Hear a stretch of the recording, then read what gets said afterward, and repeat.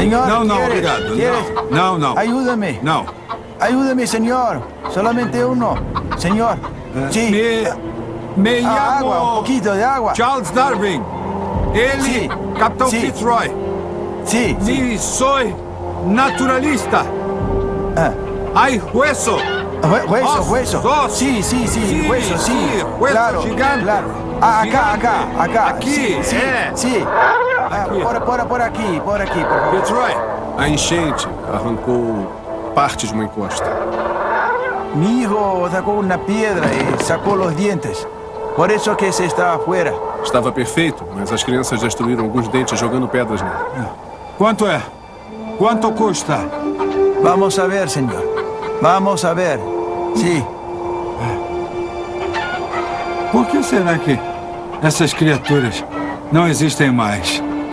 Talvez a arca fosse pequena demais para entrarem, então morreram no dilúvio.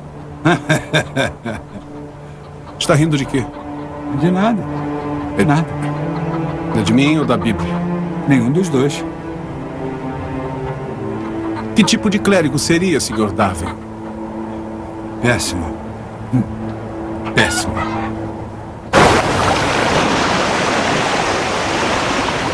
E assim disse Deus: povoem-se as águas de enxames de seres viventes, e que voem as aves sobre a terra, sobre o firmamento do céu.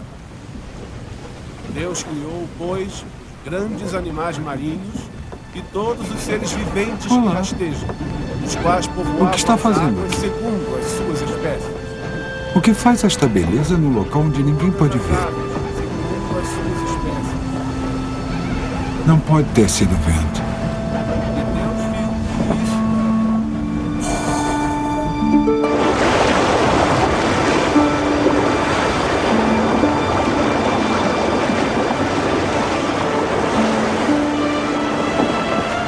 Se eu tivesse que dar um prêmio para a melhor ideia que alguém já teve, eu daria a Darwin, pela ideia da seleção natural.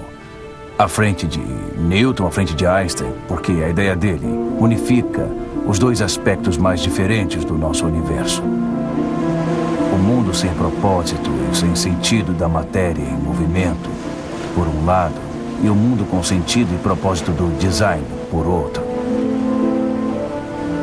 Ele sabia que o que estava propondo era uma ideia verdadeiramente revolucionária.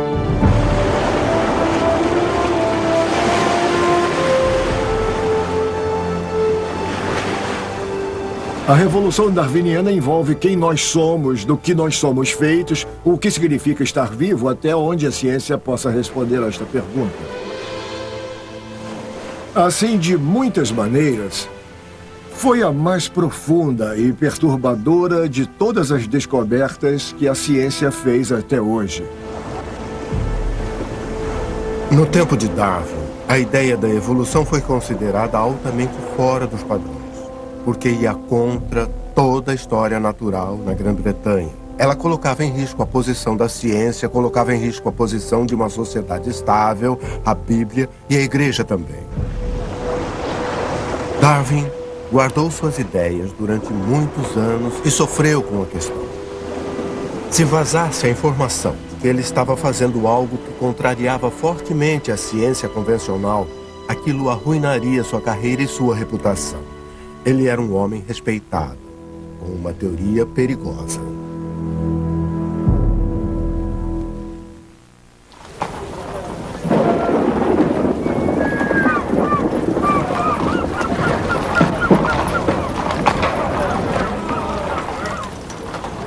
Você nunca se acostumou com o mar? Não, e já faz 5 anos.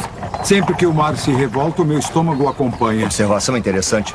Devemos conseguir arrancar 400 por ano do governador. Por quê? O que ele disse? Ele não disse nada, mas eu percebi o olhar dele. O jeito com que pegava suas cartas, o próprio pai orgulhoso. Eu disse que você ia publicar um diário com suas viagens. E foi nítido o interesse dele. Publicar? Mas é claro que sim. Nada de paróquias rurais para você, meu rapaz. É meu protegido agora. E vou cuidar dos seus negócios. E apresentá-lo aos meus amigos influentes. Aproveite e desfrute da sua fama. Minha fama? É claro, todos querem conhecê-lo. Ouvir histórias de taitianas nuas e preguiças gigantes, como seja.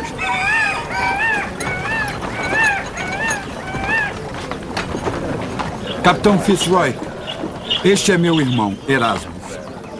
Sr. Darwin. Capitão?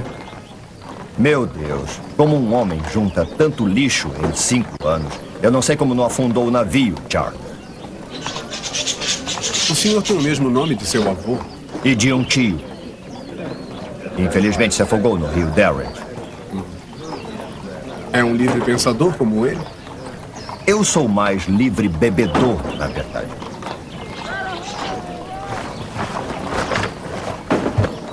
Como foi a viagem para o senhor, capitão?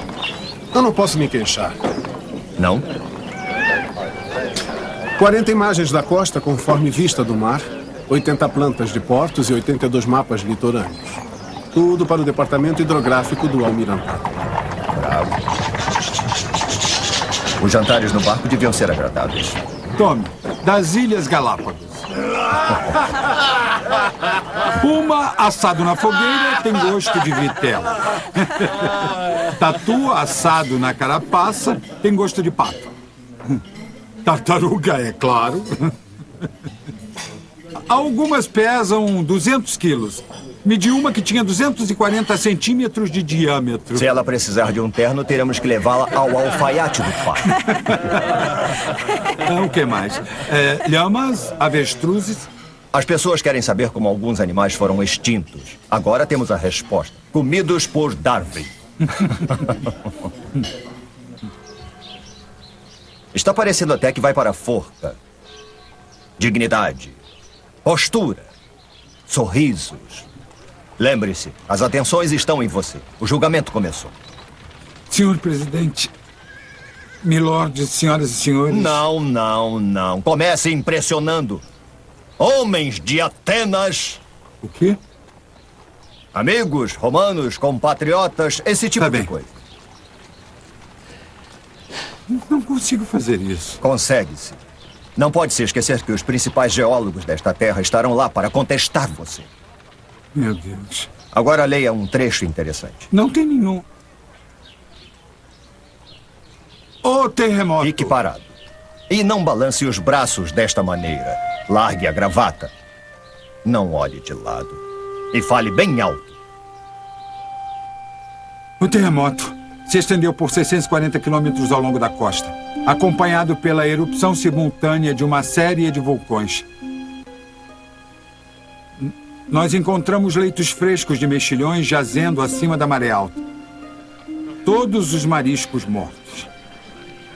A terra se elevou 2,5 metros. As montanhas devem ser o produto de milhares e milhares de tais elevações que ocorreram repetidamente pela história. Até no pico dos Andes, encontramos vestígios marinhos. Conchas fósseis de criaturas que outrora rastejavam no fundo do mar, elevadas a 4.200 metros acima de seu nível. Tempo. Lapso de tempos inimagináveis. São a chave disto. Bravo! Bravo! Bravo! Eu quero apresentá-lo. Obrigado, muito obrigado. Aí está ele. Parabéns, um trabalho muito interessante. Obrigado. Onde deixou seus espécimes fósseis? Eu deixei no Museu Britânico. Ficará satisfeito em deixá-los mofar em algum porão empoeirado de Bloomsbury? Não, de modo algum. Então deixe-me examiná-los para você. Entraremos em contato. Obrigado. Seu jeito atrevido. Quem ele acha que é? Ele acha que é Richard Owen, o anatomista mais E brilhante você, o irmãozinho de Erasmus Darwin. Darwin do Beagle Darwin. Mande enquanto pode. Eu não quero mandar. Mentiroso. Sociedade de Zoologia de Londres.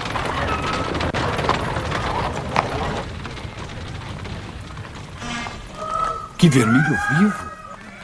Mais vivo que a plumagem real. Eu procuro considerar a perda de cor que ocorre com a morte. Pode fazer isto com as minhas aves de Galápagos? Ainda não terminei a identificação. Eu sei que a sua curruíra é um tentilhão e seu bicudo é um tentilhão. Até o seu mel é um tentilhão. E eles são singulares, todos novos, nunca descritos antes.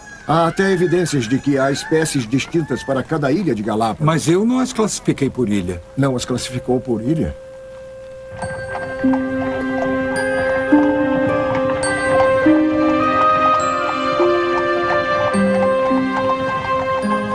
Para que as quer? Eu já disse, eu não classifiquei as minhas por ilha. Não, eu pergunto, por que as aves que coletei passaram a lhe interessar de repente? O vice-governador das Galápagos me disse que é capaz de identificar a qual ilha uma tartaruga pertence através do casco. Sim, pequenas variações são possíveis de ilha para ilha. Adaptações climáticas, etc. Sim, mas todas as ilhas têm o mesmo clima. Meu especialista, John Gould, me disse que encontrou espécies diferentes de tentilhões. E se os tentilhões foram levados pelo vento da América do Sul para as Galápagos? E aí começaram a mudar, se adaptar à Terra e se tornar mais diferentes de seus ancestrais geração após geração. Primeiro foram as variedades, depois as novas espécies. E cada nova espécie ficou presa em sua própria ilha. O que está falando? Os tentilhões foram levados para as Galápagos. Deus os pôs lá. Mas isso não faz sentido. Por que Deus poria aves diferentes em ilhas praticamente idênticas? Eu não faço ideia. Isso não é uma pergunta que exija uma resposta. Todas as espécies foram criadas pelo Senhor Deus. São formas perfeitas e assim tem sido desde o dia da criação. É uma lei divina, a vontade de Deus.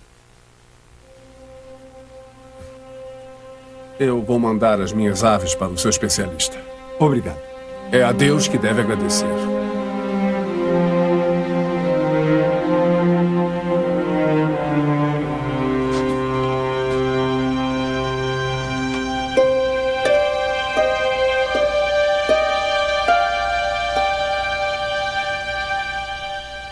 Venha!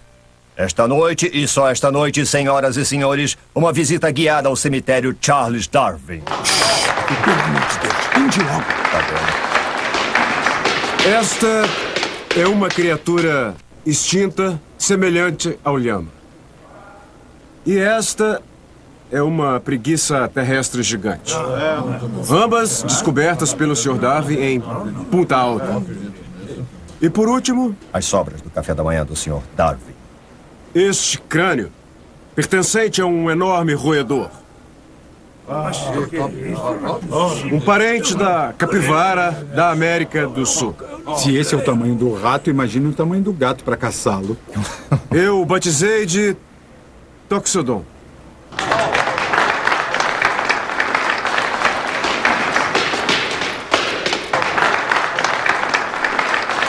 Obrigado, professor Rowling, por identificar e descrever a extraordinária coleção de fósseis descobertas pelo Sr. Darwin em sua viagem à América do Sul. Permitimos que os planetas e o Sol sejam regidos por leis naturais, mas queremos que o menor inseto seja criado por um ato especial de Deus. A criação da vida tem que ser explicada da mesma forma que a geologia, através de causas naturais, simples e regulares.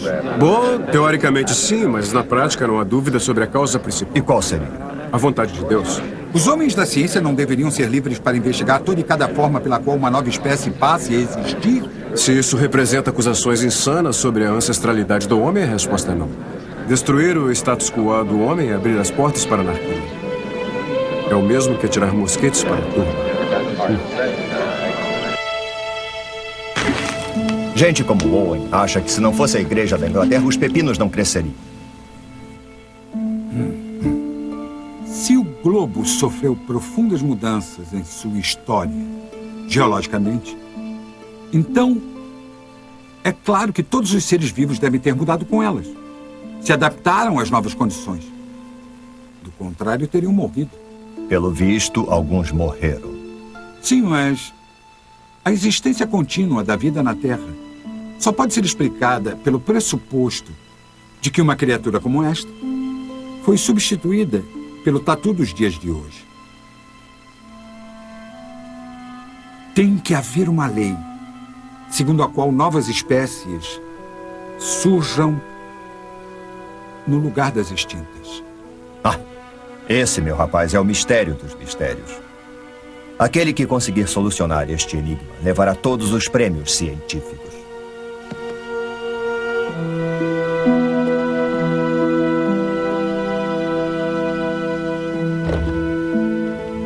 É a variedade dos bicos deles que impressiona tanto. Há uma graduação perfeita por tamanho. Deste bico grande e adunco, semelhante ao bico grosso, perfeito para quebrar nozes, até o deste pequenino tentilhão, canoro, fino e delgado, para capturar insetos. E todos eles são descendentes deste aqui. O tentilhão terrestre comum.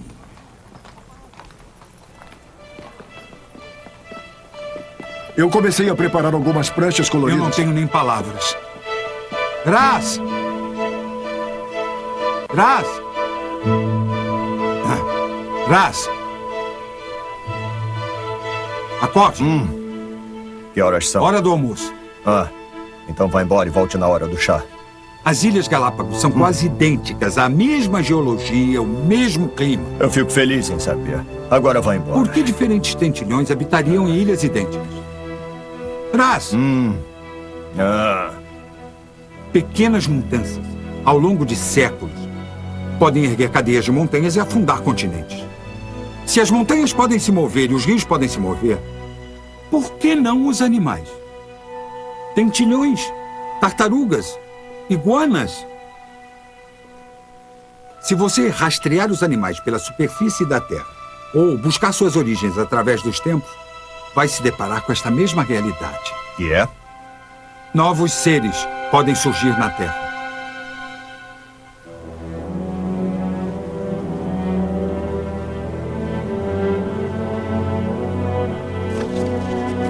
Talvez tudo faça parte de uma única cadeia ancestral.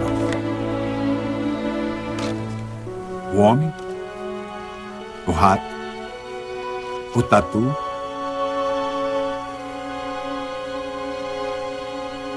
não.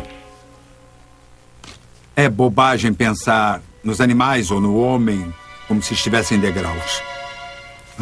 Falar que um animal é superior ao outro. Não. Não. Eu acho que é igual a uma árvore. A árvore da vida. Cada nova espécie surge desta árvore como um broto. Esses brotos se ramificam e se dividem por sua vez e assim por diante. Alguns ramos morrem, outros continuam se desenvolvendo. O tronco. O tronco é o ancestral comum. A matéria. A matéria de onde todos os animais e plantas brotaram. Embalada por mornos raios de sol em cavernas primitivas, a vida orgânica começou sob as ondas. Assim, sem paz por nascimento espontâneo, apareciam os primeiros traços de uma terra animada. Zoonomia do vovô.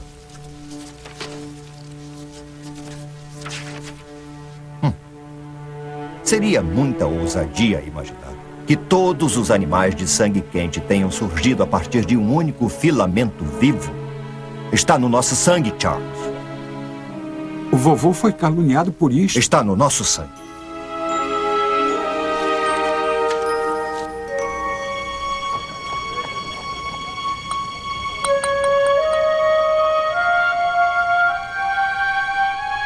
O que Charles Darwin vislumbrou há mais de 150 anos se tornou a base da biologia. Todas as formas de vida na Terra evoluíram a partir de uma única árvore da vida cheia de ramificações.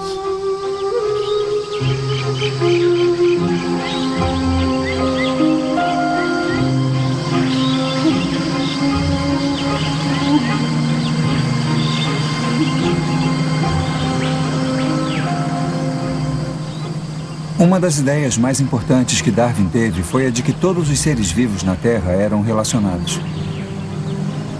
Como você pode entender que faz parte desta única árvore da vida e não ser fundamentalmente tocado por isso? É uma coisa que atiça a sua alma.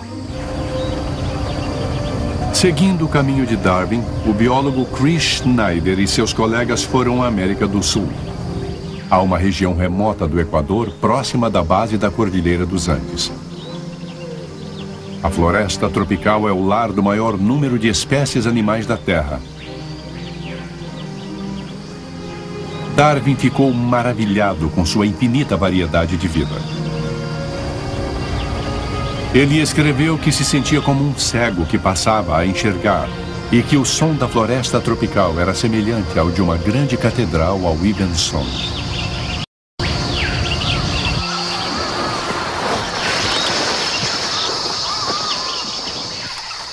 Para os biólogos de hoje, a Baixa Floresta Tropical e a vizinha Cordilheira dos Andes são laboratórios para explorar as ideias de Darwin.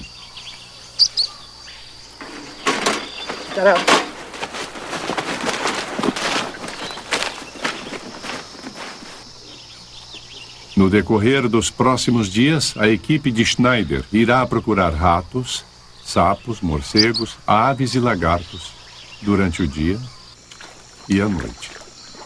Tanto aqui na floresta tropical quanto no alto das montanhas.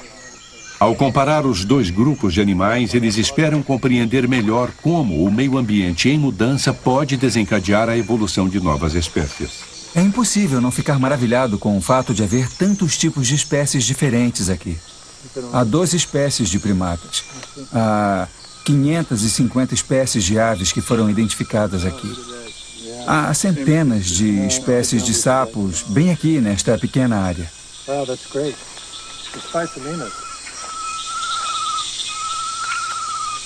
Por que existe tamanha diversidade aqui?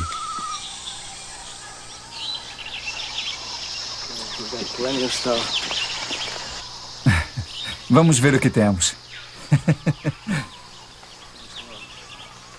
Coisas espantosas. O ornitólogo Tom Smith quer comparar o tamanho dos bicos das aves da floresta tropical com os que ele espera encontrar nas montanhas. Qualquer diferença mínima pode dar pistas sobre como e por que novas espécies surgem. Assim como os bicos dos tentilhões das vizinhas Ilhas Galápagos que estimularam Darwin a pensar na década de 1830. Darwin viu que os tentilhões que coletara tinham bicos de formatos únicos, adaptados aos diferentes tipos de alimento nas ilhas. Ele imaginou que aquelas diferentes espécies de tentilhões eram todas descendentes com modificações de uma população ancestral comum que havia saído do continente.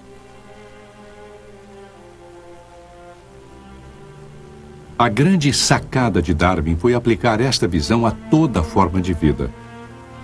Ver que a grande variedade de vida na Terra, leopardos e líquens, peixinhos e baleias, flores e platelmintos, símios e seres humanos, todos descendem de uma raiz, um ancestral comum. Foi de fato outra de suas respostas radicais, não só dizer que a evolução aconteceu, mas que havia uma raiz de ancestralidade comum a tudo que viveu neste planeta e que nos inclui. Poderíamos interpretar de outras maneiras, como costumo dizer, mais simpáticas. Poderíamos pensar, bem, Deus criou várias linhagens independentes e todas elas seguiram em direções pré-ordenadas conforme o entendimento dele de como um mundo uniforme e harmonioso deveria ser. E Darwin diz, não, isso não existe. Tudo descende com modificações de um único ancestral comum. A chave do pensamento de Darwin em todas as esferas é que, com tempo suficiente e inúmeros pequenos eventos, qualquer coisa pode acontecer, segundo as leis da natureza. Então, seja a elevação de montanhas ou a evolução de novas espécies, todas essas coisas acontecem com o tempo e as mudanças.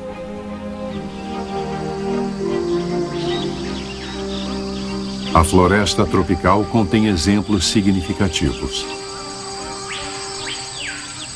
Olhem este louva-a-Deus aqui. Ele está perfeitamente disfarçado de folha. Mas vocês podem ver, se olharem por baixo, que ele é um louva-a-Deus semelhante aos que encontramos em qualquer jardim na América do Norte. Só que este aqui é altamente modificado. Seu tórax é achatado, feito uma folha, e as suas asas são modificadas para parecerem folhas. Dá até para ver as nervuras. Imagine uma população de louva-a-Deus, sendo que uns parecem mais com folhas que outros.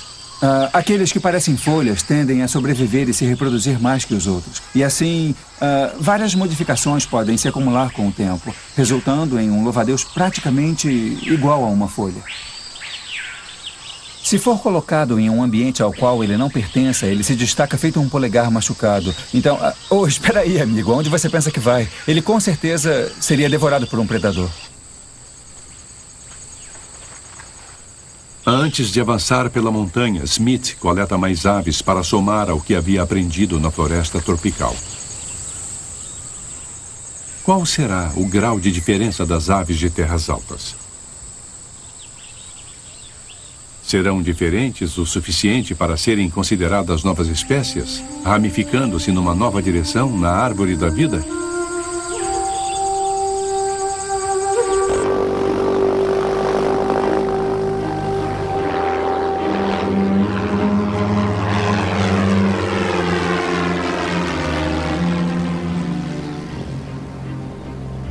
Quando os Andes foram erguidos, isto gerou uma variedade completa de novos habitats.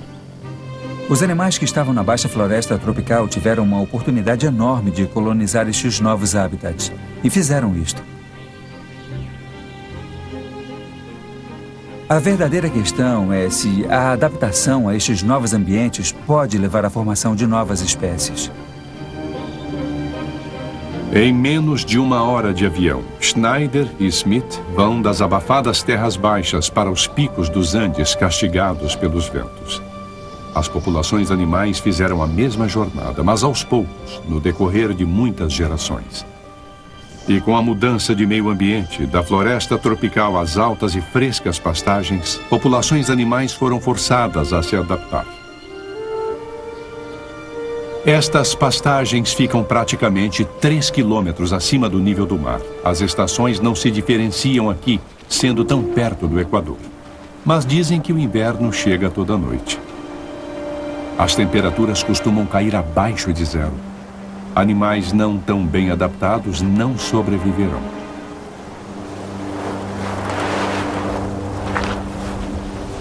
Os beija-flores são incríveis. Acontece que eles podem baixar a temperatura do corpo 50 graus e entrar em estado de hibernação para suportar as noites frias daqui. Pode imaginar um beija-flor de bico pequeno vivendo numa floresta enevoada a milhares de metros em costa abaixo. E se estes indivíduos quisessem expandir sua área até este habitat, onde as flores são mais compridas, poderíamos esperar que os indivíduos com bicos levemente maiores sobrevivessem melhor. E na verdade há muitos exemplos entre os beija-flores, onde notamos que pequenas diferenças no comprimento de bico fazem uma diferença importante na forma da ave extrair o néctar e na sua boa sobrevivência. Vemos que mudanças no meio ambiente podem ser muito importantes na mudança das características destes animais, na medida em que se deslocam entre ambientes. E acreditamos piamente que, em muitos casos, isto pode ser muito importante na progressão para uma nova espécie. A partir de uma espécie de ave, o ancestral comum, os beija-flores com bicos de diferentes comprimentos evoluíram no decorrer de muitas gerações. E quando estas populações mudam tanto a ponto de não poderem mais se reproduzir entre si, são consideradas espécies separadas na árvore da vida. Smith e Schneider querem ver até que ponto as aves das terras altas têm relação com as aves que examinaram na baixa floresta tropical. Eles comparam cor, comprimento de bico, envergadura de asa, assim como Darwin teria feito. Mas tem outra arma com a qual Darwin nunca sonhou: o DNA.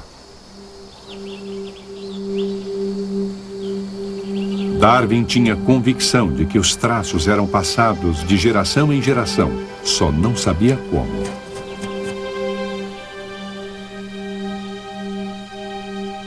Agora sabemos que a sequência dos 4 blocos químicos do DNA determina os traços de todos os seres vivos. Cada geração transmite esse texto de AS, TES, CES e GES para sua prole. Mas erros ocasionais na cópia, as mutações, podem resultar em novos traços. Ao comparar o DNA, podemos determinar quem é mais próximo de quem, podemos determinar quando tiveram um ancestral comum e quando divergiram desse ancestral. A análise laboratorial revela que o DNA do beija-flor da floresta tropical difere pouca coisa do DNA dos beija-flores das terras altas. Eles devem ter divergido de um ancestral comum há relativamente pouco tempo em termos de história da vida na Terra, cerca de 3 milhões de anos. Estamos examinando o material genético que faz dos organismos o que eles são. E neste DNA está escrita a evolução da história deles. O fato dos esquemas de todos os seres vivos estarem escritos na mesma linguagem, o código genético do DNA, é uma evidência poderosa de que todos evoluíram a partir de uma única árvore da vida. Como organismos que são tão diferentes podem estar relacionados? Como podemos ter parentesco com plateumintos ou bactérias? Darwin enfatizava que pequenas mudanças apareciam a cada geração e que estas mudanças poderiam se acumular criando enormes mudanças. Não é muito difícil entender como as grandes transições acontecem uma vez que a vida existe há 3,5 bilhões de anos. Darwin realmente acertou em cheio. Bravo! Venha comigo, Squib. Oh, Toma. isso. Emma, você é excelente atiradora. Olá, Parker. Senhorita Wedgwood. Já conhecia o meu primo, Sr. Darwin? Senhor? Ele é rápido, hein? O mais rápido do condado. Você mesmo criou? Foi acasalamento com uma fêmea que era bastante veloz. E como se chega a um sujeito feito Squib? Com os mais fracos da ninhada. Ah, mas que absurdo. Squib é tão bom quanto qualquer um desses seus cachorros. Mas é verdade. É com os mais fracos e os monstros que os criadores conseguem gatos sem rabo ou nanicos como o Squib. Eu me recuso a ouvir essas bobagens. Me leve para casa imediatamente e pare de dizer coisas horríveis. De lobos a galgos, de bulldogs a sujeitos como o Squib. Em o quê? Poucas centenas de anos? Pelo visto, você não acha que falar sobre cães seja interessante? Eu consigo lembrar de assuntos de conversa mais interessantes. Por exemplo? Os romances da senhorita Austen. E o que ela fala sobre a reprodução seletiva? Nada até onde eu saiba. Bom, é uma grande pena. Por que a natureza não produziria tais diferenças? Estas diferentes raças de cães? E por que faria? Qual seria o objetivo? Sobrevivência? Na natureza, um cãozinho como o Squib, que foi o menor da ninhada dele, morreria. Você quase morreu, não foi? É verdade, mas e quanto aquele com um pouco mais de vigor? Ou uma vantagem em virtude a alguma peculiaridade? Por exemplo? Um filhote. Nascido com uma pelagem mais grossa num clima quente seria uma monstruosidade. Mas num clima frio, isto seria uma boa adaptação. O filhote teria uma vantagem. Te peguei. Charles. Emma... Deixe-me passar. Não, só depois que pagar uma prenda. O que seria? Um beijo. Em mim, em vez de no cão. Pode produzir um cão grande ou pequeno, mas não pode produzir penas num cachorro. Não criar organismos tão miraculosos como o coração e os olhos. Isso só pode ser obra de Deus.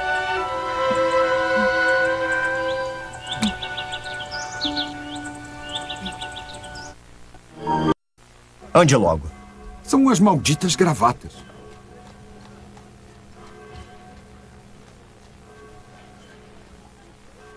Casar, não casar. Casar, filhos se for vontade de Deus. Me dê isto aqui, é particular. Bobagem, eu sou seu irmão, não tem segredos para mim. Tenho segredos para todos. Me dê isto aqui. Obrigado, Garmon.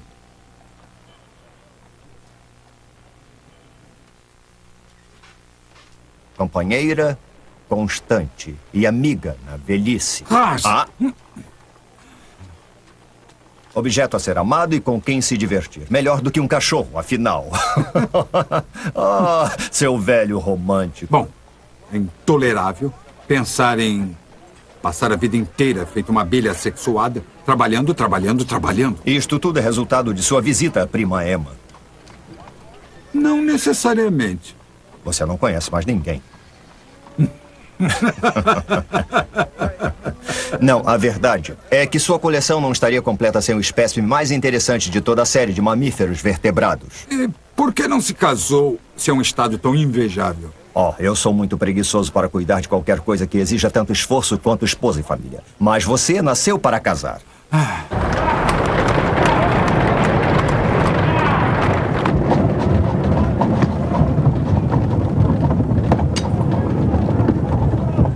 Oh, meu Deus, o que foi isso? Estão nos atacando. Pensam que somos comissários da lei dos povos.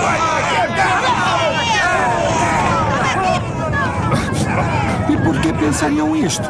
Basta carregarmos cartolas numa carruagem enquanto eles reviram montes de lixo morrendo de fome. Gente demais. E não há comida suficiente. Graças a Deus que sempre teremos comida em nossos pratos. Falando nisso, acho que vou querer peixe ao molho branco. Repolho, couve de Bruxelas, couve-flor. Todos vindos de um mesmo ancestral. Repolho as folhas, Bruxelas os brotos, couve-flor o miolo. Tudo monstruosamente aumentado. Sentado à minha frente está essa criatura estranha. Homoteses. Metade homem, metade teoria. Só um conselho. A minha vida inteira eu só conheci 3 mulheres céticas. E 2 delas não seriam aceitas no meio de pessoas finas. Mantenha suas teorias longe de Emma. Tarde demais. Eu contei a ela. Mais ou menos. Não uma teoria. Eu não tenho uma teoria. Só pensamentos. E como ela reagiu? Ela me pediu que lesse a passagem preferida do Novo Testamento. Quando Jesus se despede dos discípulos. Viu o que eu disse? Eu sou a verdadeira videira e meu pai é o agricultor. Se alguém não permanecer em mim... Wilberforce espichou as orelhas. Se alguém não permanecer em mim, será lançado fora, à semelhança do ramo, e secará. E o apanham, e depois lançam no fogo, e o queimam. Como está o seu linguado? O quê? O seu peixe? Delicioso. Quer dizer que a carruagem foi apedrejada no caminho para cá? E duramente. Vamos enfrentar a ameaça nas ruas de frente.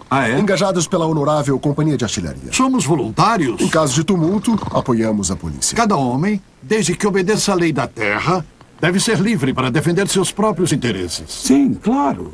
Cobrar o que quiser pelo pão ou qualquer outra coisa. Laissez faire. Deixe os indivíduos competir e lutar por suas vantagens. Boa noite. Boa noite. Boa noite.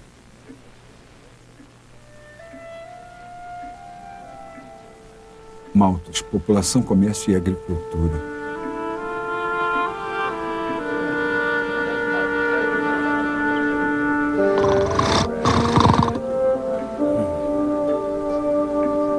Sempre que eu perco o sono, eu leio Malthus. Ou, como eu prefiro chamá-lo, o reverendo T.R. Morfeu. Ainda está morno. 2 brandes, por favor. Sim, sim. A tendência natural do homem é a reprodução. A humanidade pode dobrar de tamanho a cada 25 anos. Só que não dobra. A luta pelos recursos reduz o crescimento. E a morte, as doenças, a guerra e a fome restringem a população. Eu conheço isso. Sim, sim, mas você não vê que a mesmíssima luta ocorre na natureza? Eu não sei como não vi essa ligação antes. Por que não temos uma infestação de insetos e sapos? Dada a taxa em que se reproduzem, o número de ovos produzidos por toda a fêmea. A vassoura da natureza varre os patinhos feios, os mais fracos. Sim, sim, mas não é tão simples. Não é tão simples. Às vezes, os patinhos feios estão mais bem adaptados às situações da vida. Eles têm pernas mais compridas e podem correr mais rápido. Têm bicos maiores que podem quebrar nozes mais duras e sementes em invernos rigorosos. Sobrevivem, têm mais crias. A natureza os seleciona para transmitir seus traços às gerações futuras. E onde nós entramos?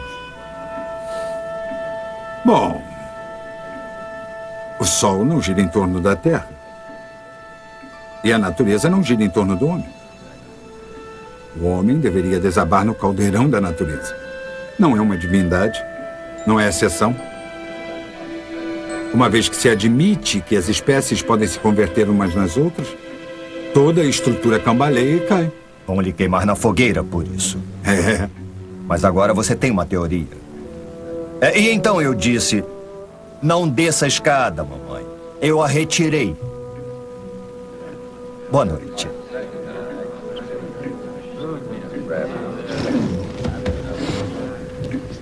A obra de Darwin começa com a observação de que indivíduos diferem uns dos outros.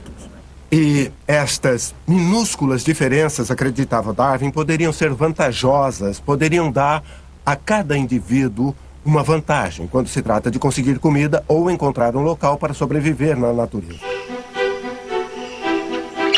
Darwin percebeu que, na natureza, organismos individuais competem por recursos limitados. Aqueles com algum tipo de vantagem, na coloração, por exemplo, ou na velocidade,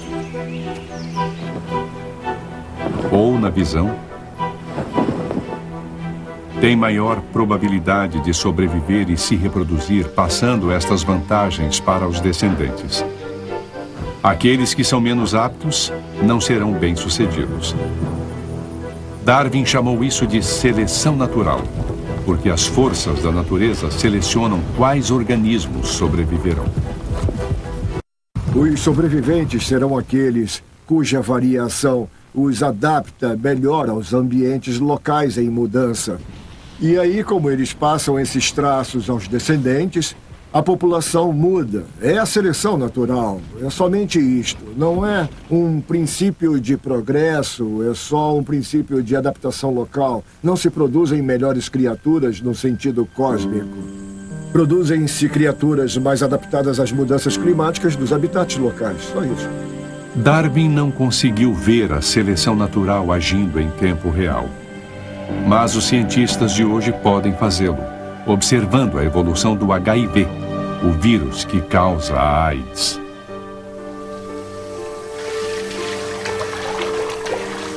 Jeff Gustafson foi contaminado pelo vírus da AIDS há mais de uma década. Ele toma muitos medicamentos, mas de pouco adiantam. O vírus continua se adaptando, evoluindo em novas cepas imunes aos medicamentos. Todo mundo acha que basta você tomar os seus medicamentos que ficará bem. Este não é o caso. O HIV tem a capacidade de evoluir, não importa o que você tome. Há 19 drogas contra o HIV no mercado hoje. E das 19, eu já tomei 14 delas. Clarence Johnson também está envolvido numa luta diária contra o vírus de evolução rápida. Às vezes parece que estou lutando uma batalha perdida. Não desisti ainda, mas houve vezes em que eu quis largar de mão e desistir. Mas... só que eu não posso abandonar minha família. O médico de Clarence Johnson, Michael Sag, tem visto o HIV evoluir em novas variedades nos últimos 12 anos. O vírus muda constantemente, sujeito às forças da seleção natural no ambiente do corpo do paciente. Imagine que não tivéssemos o conceito da evolução e começássemos a dar drogas ao paciente que no tubo de ensaio são perfeitas. De repente, o vírus começa a voltar e não é mais suscetível às drogas. Que mistério! Como é que isso pôde acontecer? Só tem uma resposta para o que aconteceu: a evolução. Uma vez dentro dos leucócitos do paciente, o HIV se reproduz numa taxa alarmante. Bilhões de novos vírus são produzidos todos os dias. E cada vez que ele se reproduz, erros de cópia genética aleatórios, as mutações, resultam em variedades levemente diferentes do vírus que invadem a corrente sanguínea. Algumas destas novas variedades, por mero acaso, terão traços que as tornarão resistentes a certas drogas. Então, quando a droga entra na corrente sanguínea, a seleção natural favorece as formas resistentes à droga. Elas sobrevivem e se reproduzem. Em pouco tempo, os vírus resistentes à droga prevalecem no corpo do paciente. A evolução parece muito fácil de entender quando olhamos os grandes animais, pois é possível vê-los, de certo modo. Mas é uma evolução que demorou séculos para ocorrer. Quando se fala de uma coisa como um vírus, que não se pode ver no dia a dia, é difícil de visualizar como ele muda. No caso do HIV, estamos falando de minutos a horas para mudar de uma espécie para outra. É impressionante a velocidade com a qual o HIV pode duplicar. Clarence? Como se sente de modo geral? Estou bem. Cada vez que vejo um paciente, lá no fundo fico pensando, o que o vírus está fazendo no ambiente deste paciente? O vírus se reproduz na ordem de bilhões de cópias ao dia. Os poucos que conseguem atuar na presença da droga dizem: ei, esta é minha chance, e eles se manifestam. Então dá a impressão de que o vírus programou tudo, mas na verdade é só uma questão de acaso. É uma questão de ter um vírus no corpo que não é suscetível à droga. Ele se manifesta e o vírus começa a vencer a guerra. Foi exatamente isso que aconteceu com Jeff Gustafson. Toda vez que ele tentava uma droga nova, o vírus evoluía e resistia. Até um coquetel de múltiplas drogas surtiu pouco efeito. É um vírus que não tem cérebro e mesmo assim consegue ser mais esperto que alguns dos melhores cientistas do mundo. E tudo que o vírus tem a seu favor é a capacidade de se copiar muito bem. Isso é impressionante e assustador. Tudo o que acontece na evolução, pelo menos conforme a seleção natural darwiniana, é que os organismos lutam num sentido metafórico e inconsciente pelo sucesso reprodutivo, seja como for. O processo da seleção natural se alimenta da aleatoriedade, se alimenta de acidentes e contingências e gradualmente melhora a adaptação entre os organismos existentes e o ambiente nos quais estão sendo selecionados. Mas não há previsibilidade em relação a quais acidentes serão explorados neste processo. Para milhões de pacientes com HIV, a evolução é o inimigo. O ideal seria que houvesse um meio de tirar proveito da seleção natural, como fazê-la trabalhar a favor do paciente. Em 1997, na Universidade Goethe, em Frankfurt, Alemanha, uma pesquisadora descobriu uma forma destas. Por acaso. Tínhamos um paciente e, embora estivesse sendo tratado com 5 drogas, a replicação viral não conseguia ser controlada. Ao mesmo tempo, ele sofria com vários efeitos colaterais dos medicamentos. Em dada altura, ele perguntou à médica se não faria sentido parar de tomar os remédios por um tempo, já que não estava conseguindo muita coisa além da toxicidade que vinha apresentando. Após 3 meses sem drogas, a população viral do paciente foi testada quanto à resistência à droga. A doutora Miller mal conseguiu acreditar nos resultados. A princípio, eu pensei que algum erro tivesse acontecido porque o laboratório que fez o teste de resistência não conseguiu detectar nenhum tipo de resistência naquela população viral. Mandamos uma segunda amostra e o resultado foi confirmado. Em questão de 3 meses, a população viral mudou completamente. Da resistência a todo tipo de fármaco até a suscetibilidade a todo tipo de fármaco que temos atualmente. Eis o que aconteceu.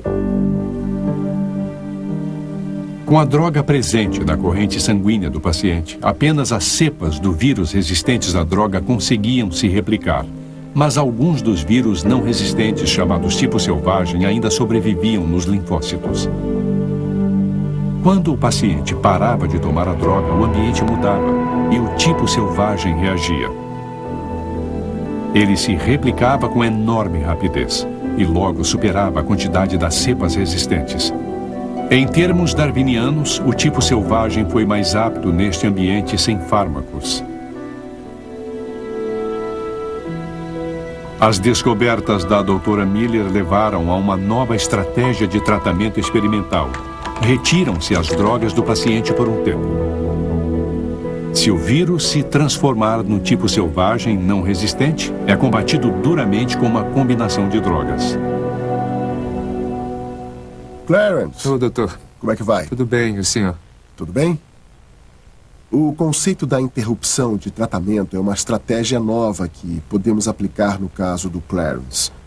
Mas temos que ter certeza de que não estaremos submetendo a um risco excessivo fazendo esta opção.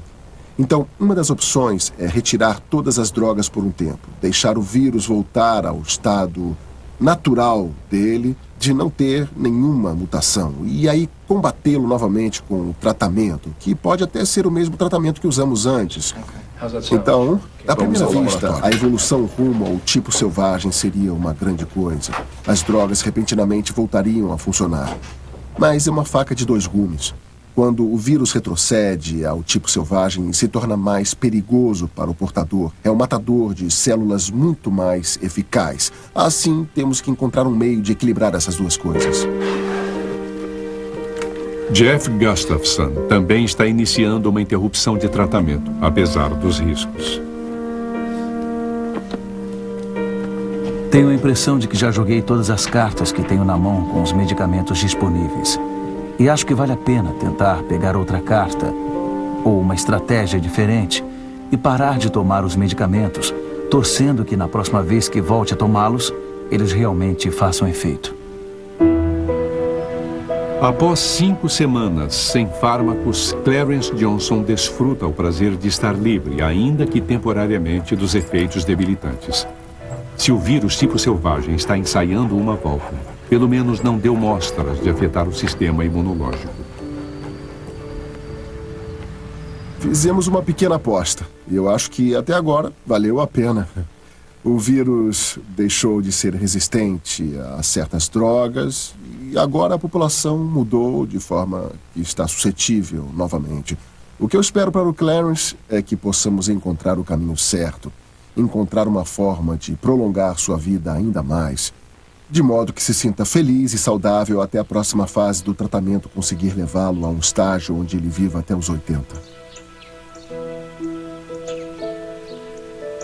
A minha maior esperança é que no momento em que eu voltar a tomar os medicamentos, eles baixem a minha carga viral a uma quantidade indetectável.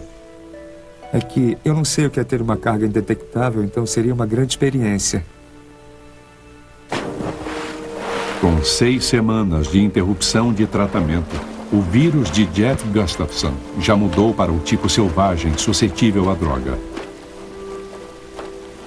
Agora está tomando uma nova série de medicamentos e reagindo bem.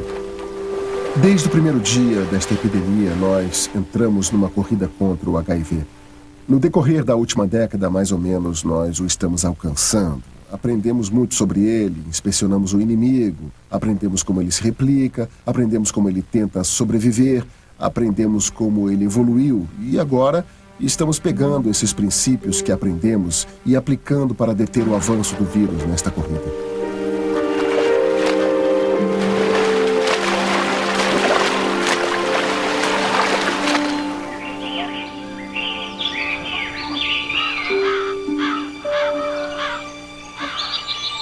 Na minha direção? Não, para mim, para mim. O ângulo tem que ser mais agudo. Agudo. Vamos ver se funciona. E abra. Meu Deus! Mas que surpresa! Achei que fosse surpreendê-lo. Bem-vindo a Downhouse. Quando o fosso será cavado? Quando a ponte levadiça estiver colocada. Está querendo me manter longe? A todos, especialmente você. Raz, que ótima surpresa. Olá, querida, que viagem. Não é tão longe. A natureza abomina uma viagem de 25 quilômetros tanto quanto abomina o vácuo. Olá, Anne. Chá, ele precisa de chá. Oh. 1, 2 e 3 e pode ir.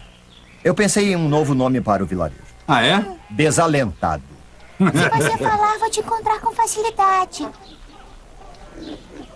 Como está indo o seu trabalho? Enviei um manuscrito para a reprodução. Não tenho ideia do que fazer quando ele voltar. Silêncio, todo mundo! Ainda bem que eu não sou cega. Os cegos não podem ver nem o céu e nem as flores. Nem nada, a propósito. Eu posso pegar qualquer um a hora que eu quiser. Pois então pegue. Lamentamos pelas toupeiras, não é? As toupeiras não precisam enxergar porque vivem embaixo da terra. É por isso que os olhos delas são cada vez menores. Os olhos assim como os olhos de uma coruja ficam cada vez maiores. Eu posso brincar com todo mundo falando o tempo todo. William. Vai lá falar com ele. Vai lá, Brody. William! William, espere por nós! Ela já vai convencê-lo. Ela tem jeitinho. Você está pálido. Meu estômago rejeita comida. Não sou mais forte. Nunca mais vou conseguir nada na ciência. Que bobagem. Você vai para Londres comigo? Não vou, não. Você vai sim. Eu não vou deixar você estagnar aqui enquanto seus rivais fazem progresso. Precisa visitar o seu editor. Não entende, Eras. Até quando eu falo sobre a minha teoria com você, parece que estou confessando um crime. Não posso publicar. Pois você vai a Londres comigo, querendo ou não. Nem que seja para lembrar aos seus opositores que você está vivo e atuante. Descanse bastante. Erasmus, ele não deve passar a noite inteira no clube com você. Não, mamãe. É sério, senão ele ficará esgotado no dia seguinte. Sim, mamãe. Não se preocupe. Isto fará bem aí.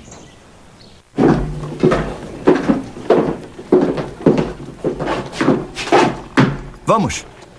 Sua preguiça o aguarda, Sir.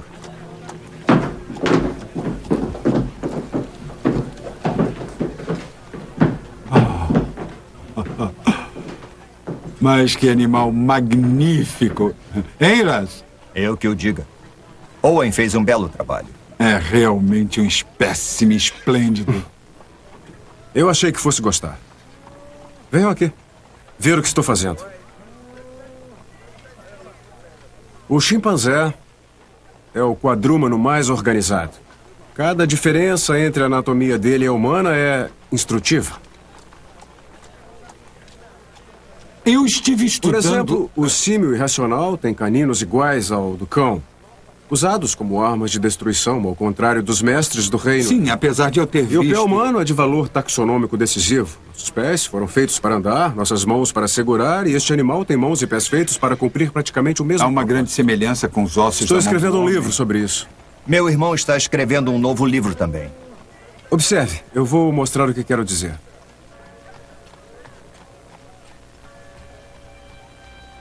O mesmo padrão. As estruturas ósseas das mãos e pés são praticamente idênticas. A planta, se me permite, que existiu primeiro na mente do Criador. Disso não há a menor dúvida. Quanta bobagem!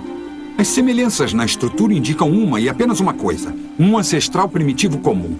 Parentes de verdade, de carne e osso. Então por que não disse isso? Tem que publicar suas ideias. Nem que seja para marcar sua prioridade. Afinal, o que o impede?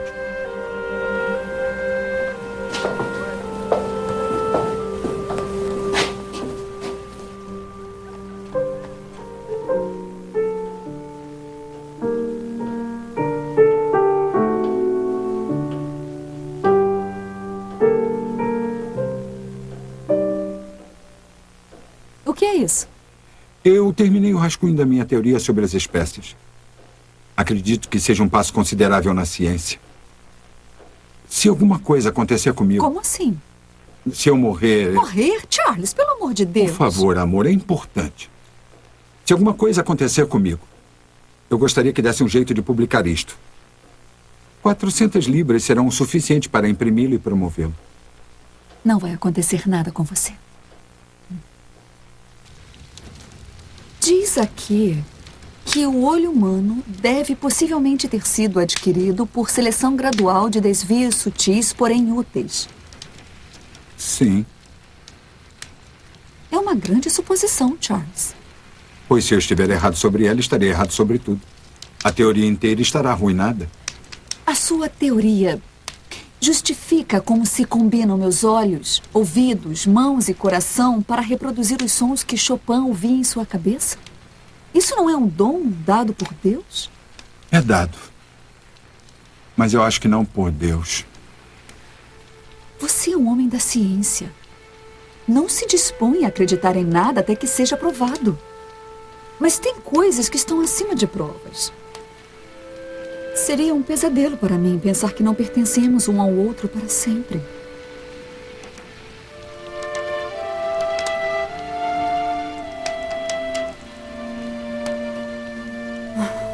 Emma acreditava piamente no plano da salvação cristã.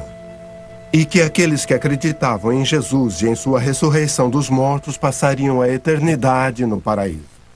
Ela viu que as especulações do marido sobre a origem das espécies e da humanidade poriam em dúvida o plano da salvação cristã.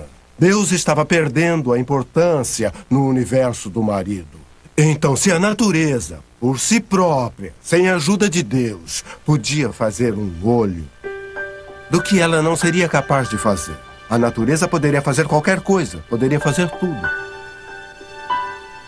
No tempo de Darwin, a própria existência de um órgão de extrema perfeição como o olho foi aceita por muitos como prova de Deus, como prova do designer. De que outra forma todos os complexos órgãos e subestruturas do olho se combinariam tão certinho para tornar a visão tão possível e tão perfeita? Acontece que o olho não é exatamente perfeito no final das contas. Na verdade, o olho contém profundas imperfeições ópticas. E estas imperfeições são provas, de certo modo, da linhagem evolutiva do olho. Os olhos são imperfeitos porque a evolução não cria coisas da forma que um designer ou artista faz. A seleção natural simplesmente favorece mudanças aleatórias que tornam um organismo mais apto para a sobrevivência. E as imperfeições no design são resultado dos remendos constantes da evolução. Uma destas imperfeições se revelou traumática para a artista Valerie Young. Tínhamos acabado de chegar de uma festa e eu via um monte de luzes piscando dentro do meu olho, especialmente na borda externa do olho direito. E eu pensei, estamos com problemas aqui. E levei um tempo para perceber que aquilo estava vindo de dentro do meu olho. Por sorte, meu marido estava comigo, porque eu não teria sido capaz de dirigir até o hospital. Minha visão estava bastante encoberta. O único meio de descrever é como se fosse uma água viva com um monte de bolinhas que ficava rodando e flutuando na frente dos meus olhos. Valerie sofreu uma ruptura retiniana, um problema que não é raro por conta da forma com que o olho humano evoluiu a partir de pequenas áreas sensíveis à luz no tecido cerebral de nossos ancestrais. No embrião humano, os olhos se desenvolvem a partir de protuberâncias no tubo neural do cérebro, que se apertam para formar cavidades. A camada superior, a retina, que sofreu uma ruptura no olho de Valerie Young, contém células que captam a luz. Ela fica em cima de uma segunda camada, mais escura, que forra o fundo do globo. Mas as duas camadas não estão ligadas entre si. E quando a gelatina que preenche o olho se liquefaz ao envelhecermos, pode ocasionar uma ruptura da retina. A gelatina pode se infiltrar no espaço inferior, levando a um descolamento de retina e, em alguns casos, a cegueira. Quando Valerie Young chegou, os corpos flutuantes foram uma pista imediata de que ela poderia ter uma ruptura na retina. Nós fizemos um bem-sucedido tratamento a laser no consultório aquele dia para selar a ruptura. É como pôr sacos de areia ao redor de alguma coisa, para que a gelatina vítrea dessa forma não entrasse pela abertura, causando assim o descolamento da retina.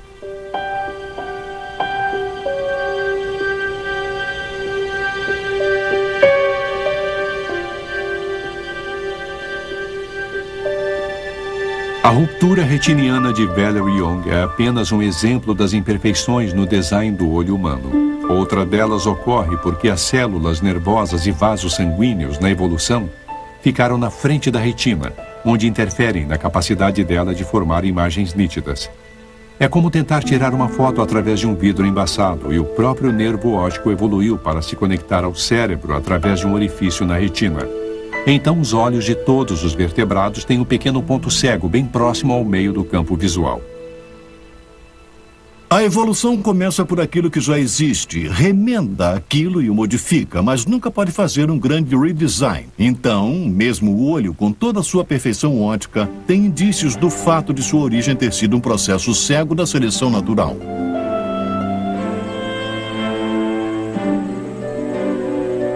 Darwin acreditava que aquilo que ele chamou de órgão de extrema complexidade, como o olho, poderia evoluir a pequenos passos, se tivesse tempo suficiente. Qualquer traço que melhorasse a visão ajudaria na busca de alimento, de um parceiro ou para fugir dos predadores. Logo, é quase certo que a seleção natural favoreceria esses traços.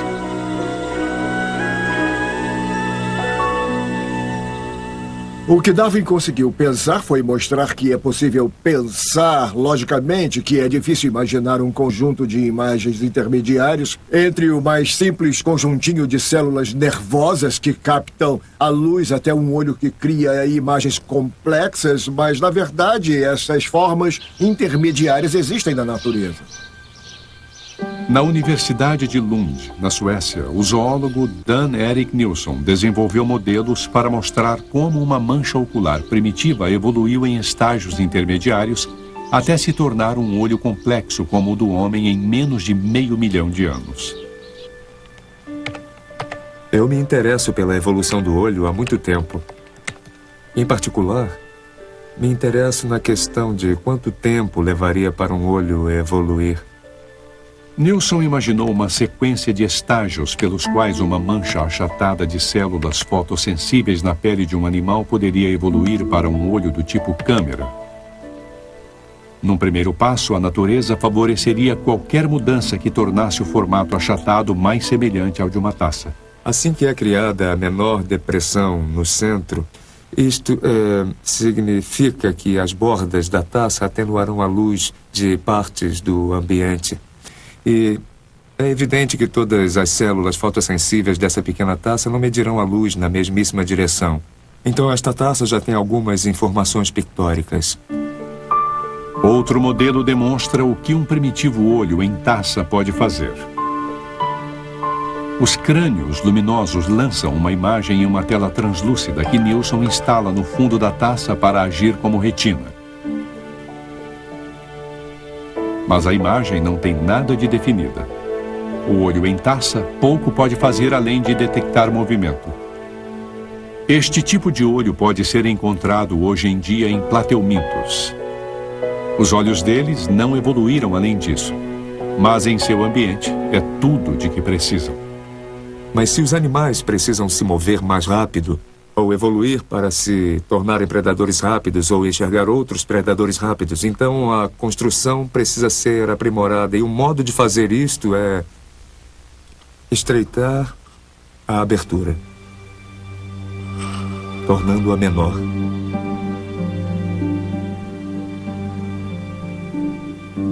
Foi o que aconteceu com criaturas como o náutilo com câmaras. No decorrer de milhares de gerações, a seleção natural favoreceu aqueles com aberturas oculares ligeiramente mais estreitas, que concentravam melhor a luz. E isto funcionou bem, até certo ponto. Já que esta estratégia de criar uma imagem nítida também tem a desvantagem de criar uma imagem muito escura, ela não é muito popular no reino animal. E há uma solução alternativa que acabou se tornando muito popular no reino animal, a solução que usamos em nossos próprios olhos, ou seja, colocar uma lente. O modelo de lentes de Nilsson usa 2 camadas finas de plástico transparente. Ele injeta água entre elas para que as janelas plásticas fiquem salientes, feito uma lente convexa.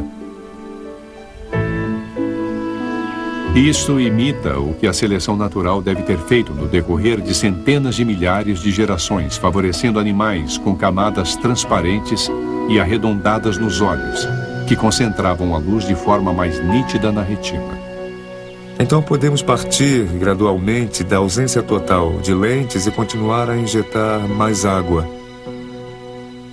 tornando as lentes cada vez mais salientes e a imagem cada vez mais nítida. Então podemos fazer o caminho todo gradualmente em pequenos passos, de um simples olho em forma de taça que mal tem capacidade de determinar a direção da fonte de luz, até um olho completo do tipo câmera, do mesmo tipo que temos. E este é exatamente o caminho que a evolução do olho deve ter seguido.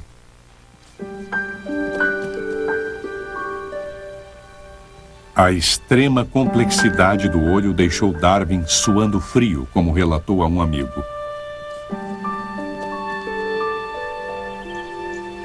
Mesmo assim, estava convencido de que um olho poderia ser formado por seleção natural. Posteriormente, escreveu que os olhos devem ter evoluído por numerosas gradações de um olho simples e imperfeito até um olho complexo e perfeito, com cada gradação sendo útil ao seu possuidor. A natureza, sem a ajuda de um designer, poderia produzir um órgão de complexidade aparentemente miraculosa.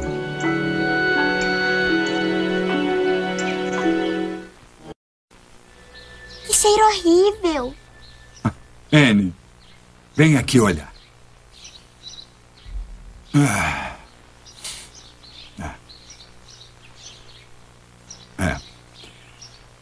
Quando eu comecei a olhar, eu achei que muitas das cracas tinham pequenos parasitas. É um animal ou planta que vive às custas de outro animal ou planta, tirando o alimento dele. Como erva de passarinho numa macieira. Só que não são. Sabe o que eles são? Não. São pequeninos maridos. As fêmeas carregam pequeninos machos com elas, pendurados na barra da saia. Que nem você e mamãe. Que nem eu e mamãe. Acho que esta é a craca mais interessante do mundo inteirinho. Que nome devemos dar a ela? Barnabas. Barney, para encurtar. Darnay Yaiko. Os pequenos machos parasitas são rudimentares em um grau que eu duvido que possa ser igualado em todo o reino animal. Eles não têm boca nem estômago, não passam basicamente de minúsculas cabeças em cima de enormes pênis enrolados. Parecidos comigo, tirando a parte da boca e do estômago. Qual é a graça? Nada, nada. Charles? O que foi? Charles, você está bem? Charles. Erasmus, leve-o para casa.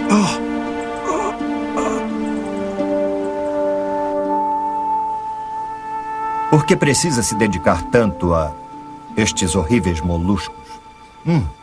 Não são horríveis moluscos, são horríveis crustáceos. E eu tenho horríveis pombos e horríveis minhocas também. Estão fornecendo as provas de que preciso para a minha teoria.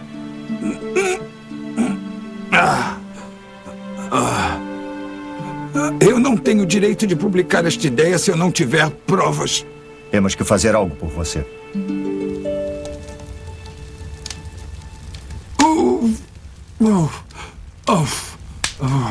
O seu problema estomacal tem origem nervosa. Ele é resultado de excessivo esforço mental. Água fria para estimular a circulação e retirar o sangue dos nervos inflamados do estômago. Nada de açúcar, nem sal, nem bacon, nem álcool, nem tabaco. Na verdade, tudo o que é bom é proibido.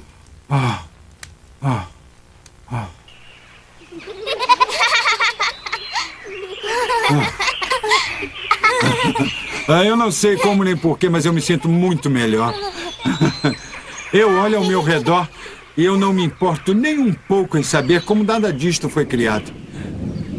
Crianças, o último a chegar em casa é a mulher do padre. Vamos, William, você é o último. Vamos lá, corram, rápido. Rápido, vamos lá. Boa sorte. Rápido, crianças.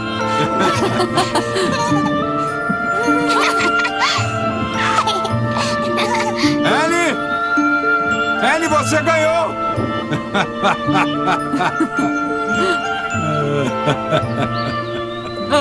Vem aqui, meu amor. Ah, Ellie, minha filhinha querida. Vamos entrar. Vamos, querida. Ah.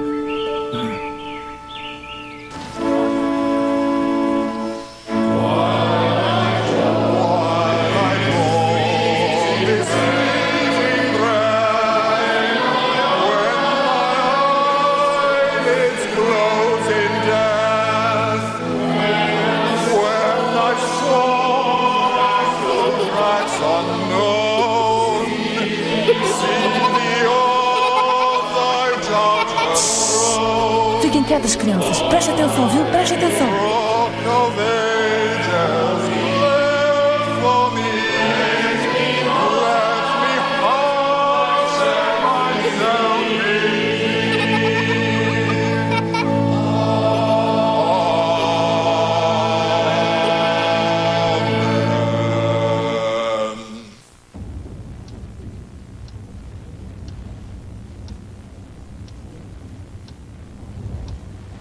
Papai, a Anne acordou.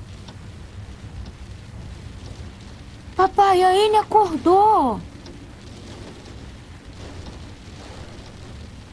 Mamãe, acorde, a Anne está chorando.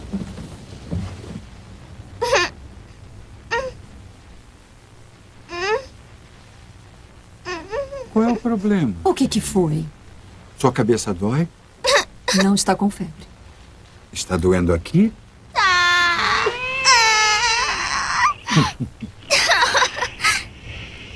Fique calma, filhinha. Vai passar.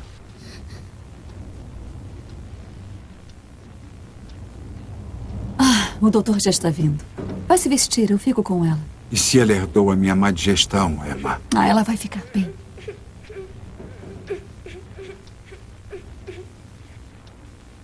Minha filha.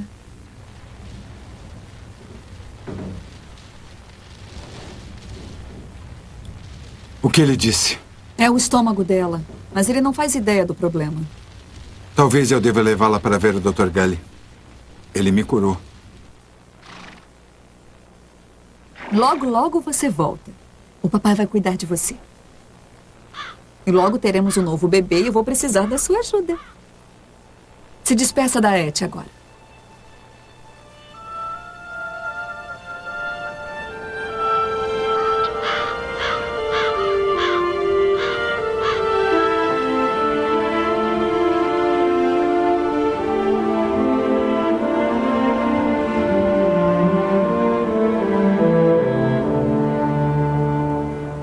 Tome um gole bem grande. Isso, filhinha, vai. Tome um golão, vai. Isso, filhinha, vai. Calma, sim. Isso. Vamos. Tenha calma. Agora deite-se, vai. Deite-se. Tenha calma, amor. Tenha calma. Ela parece tão fraca. Não tem nada que possa fazer. Você só pode rezar. Sou culpado. Casamentos entre primos e irmãos sempre dão crianças fracas. Sou culpado.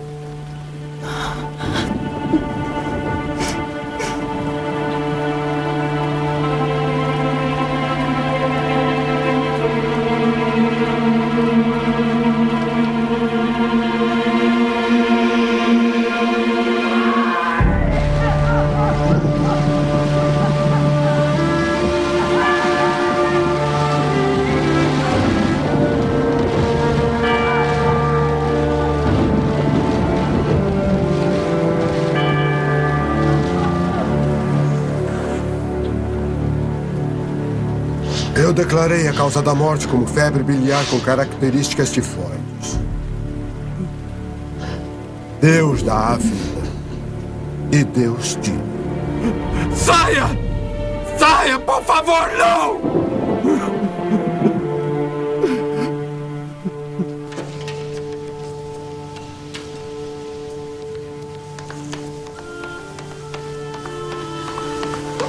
Charles, Deus nos dê forças.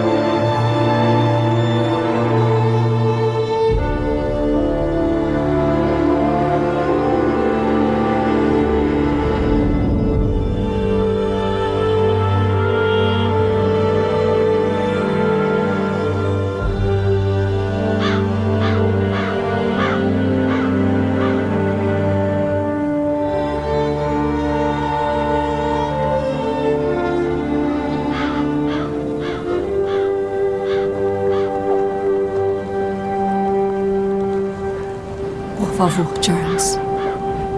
Por favor. Vamos, crianças.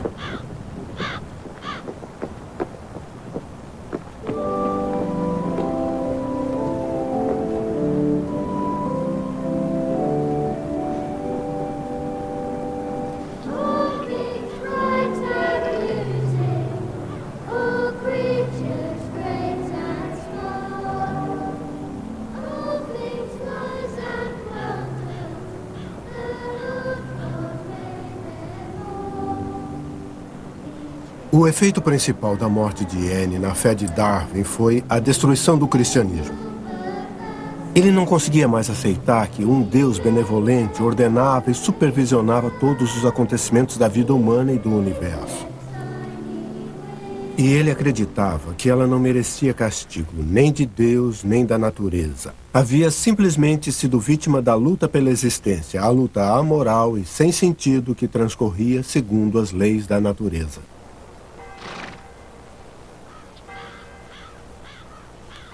Certamente Darwin não achou que a evolução se pronunciasse contra ou a favor da improvável existência de Deus ou uma forma de Deus.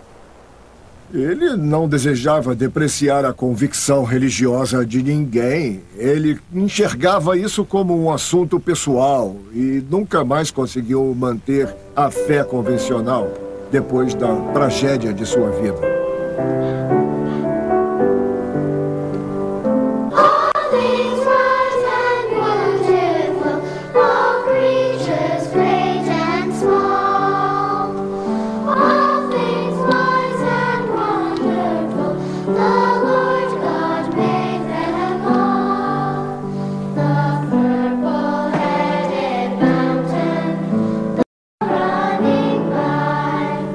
Hoje, os cientistas abraçam todas as visões concebíveis sobre a religião, do ateísmo ao agnosticismo até a uma espiritualidade geral. E muitos, como o biólogo Ken Miller, têm crenças bem tradicionais. Eu sou católico ortodoxo e darwinista ortodoxo.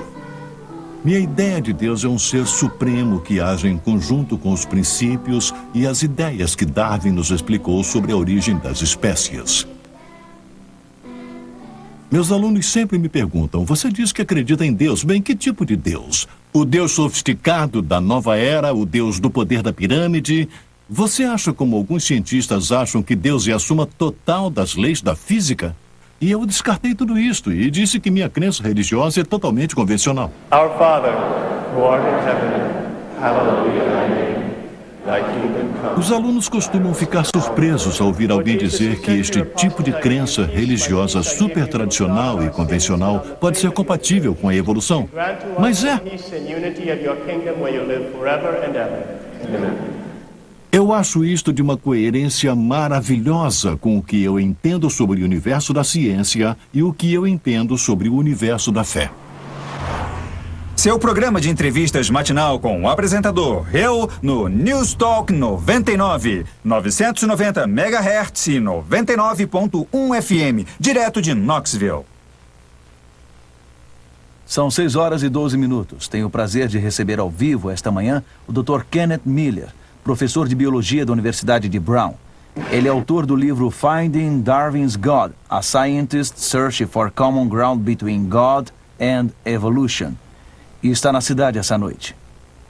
Vou lhe perguntar uma coisa, como biólogo celular, quando, na sua experiência, seja estudando alguma coisa, lendo alguma coisa ou fazendo alguma pesquisa, quando se chega ao ponto em que diz, isto é Deus? Como cientista experimental, eu não encontro Deus na insuficiência da ciência para explicar as coisas. Em outras palavras, eu não encontro Deus na ignorância, não encontro Deus porque dizemos isto não dá para explicar. Deve ser alguma coisa que Deus faz. Isso é impressionante. Mas o que Deus fez? Ele criou algum tipo de caldo primordial e disse, vai? Há muito tempo as pessoas eram suficientemente ignorantes a respeito do jeito como as coisas funcionavam no mundo natural. Quando viam o sol se mover, imaginavam que Deus tinha que empurrar o sol pelo céu. E aos poucos começamos a entender que o mundo funciona segundo as leis da física. A ciência investigou estas leis. Que espaço existe hoje para Deus na nossa vida cotidiana? Bem, eu acho que se perguntar aos fiéis como Deus age, vão lhe responder que ele age de várias formas. Ele responde às nossas orações, nos inspira, sem dúvida, acontecimentos que fazem parte do que algumas pessoas podem chamar de plano de Deus. E o que eu sugiro é que procure examinar a história da Terra. Se Deus trabalha hoje em conjunto com as leis da natureza, com as leis da física e daí por diante, provavelmente trabalhou com elas no passado. E de certo modo ele é o cara que inventou as regras do jogo e consegue agir segundo estas regras. Para Miller e milhões de fiéis das principais religiões, os conceitos de Deus e evolução são totalmente compatíveis. Mas nem todos concordam.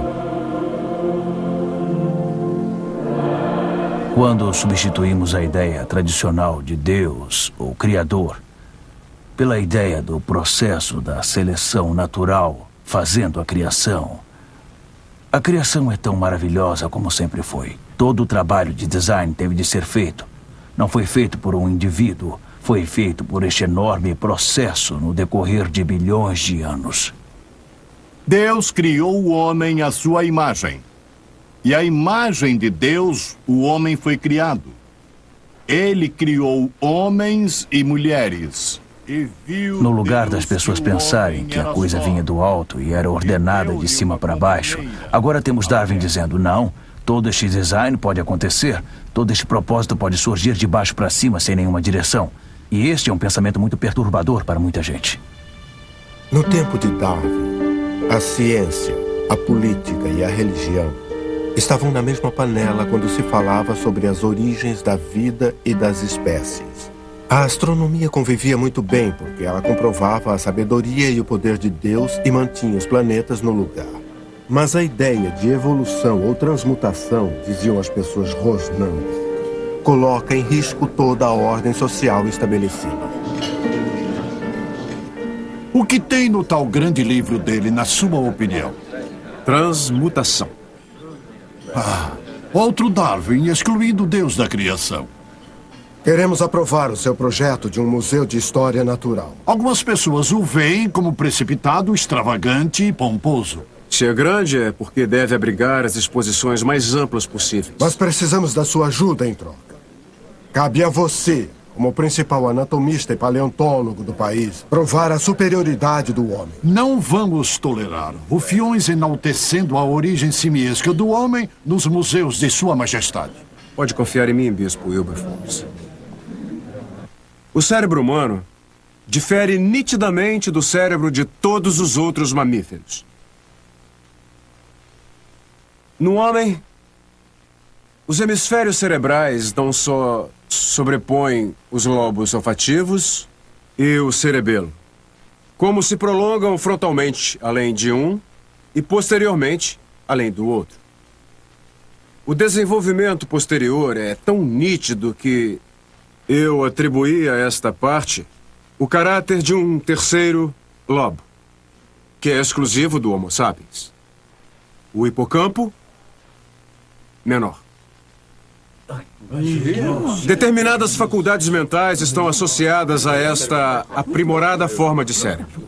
E sou levado, portanto, a considerar o homem não como representante de uma distinta subclasse, mas como dono de uma reservada apenas para ele.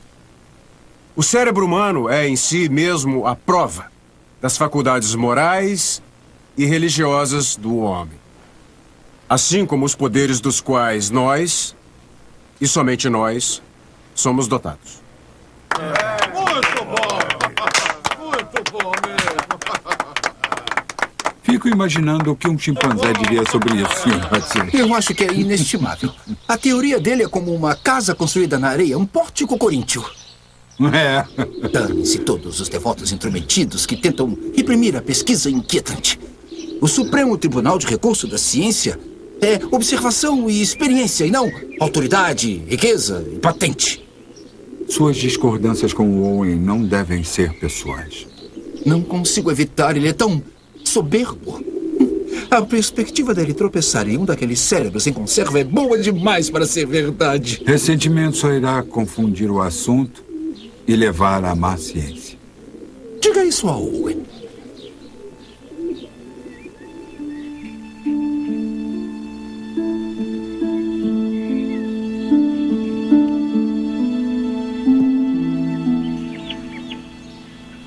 Huxley disse em público o que você pensa em particular. Charles, você já demorou tempo demais.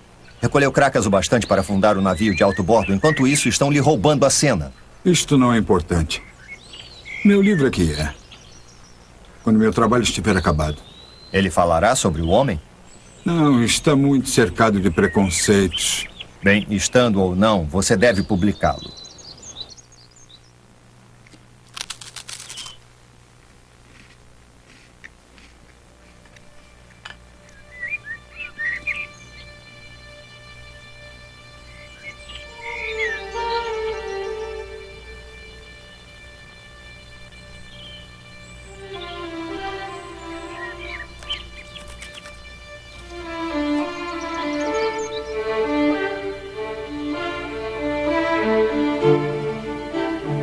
Ah, meu Deus. Brass. O que é? Sobre a tendência de variedade se afastar infinitamente do tipo original. Quem é Alfred Wallace? Meu caro Huxley, é quase um resumo da minha teoria. Toda a minha originalidade, se é que importa, foi esmagada. Se o Wallace tivesse uma cópia do ensaio de 44 na frente dele, não teria escrito um resumo melhor. Variações cada vez mais e mais distantes das espécies originais por uma luta pela vida. Superpopulação.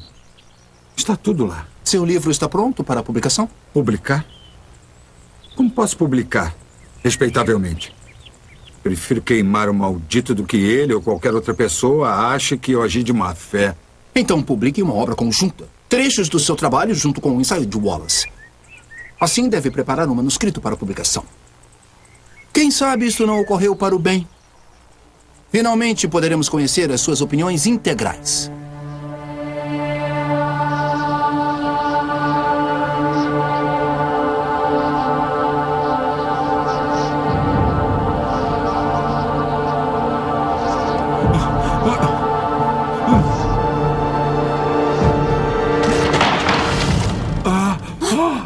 Charles, que foi? Este livro será minha morte. Não.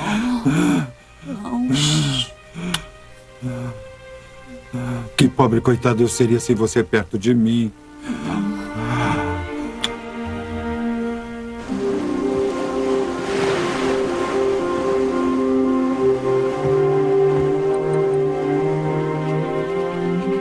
Quando estava a bordo do HMS Beagle como naturalista, eu fiquei muito impressionado com certos fatos na distribuição dos seres orgânicos que habitavam a América do Sul. e com as relações geológicas existentes entre os habitantes do presente e do passado daquele continente. Os fatos pareciam lançar alguma luz sobre a origem das espécies.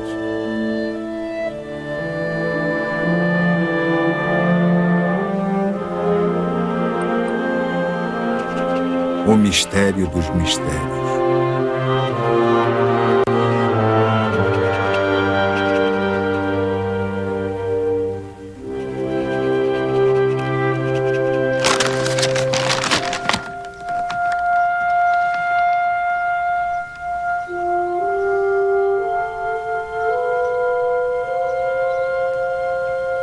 A origem das espécies. O Times é muito positivo. Já era de se esperar. É o Huxley. O Atheneum quer me testar. No Divinity Hall, na universidade, no auditório e no museu. Meu livro não é mais original do que o tema exige. Eu não discuto a origem do homem. Não discuto Gênesis. Charles, não seja ingênuo. É claro que você acha que o homem não é a exceção. Certo ou errado, você tem que terminar o que começou.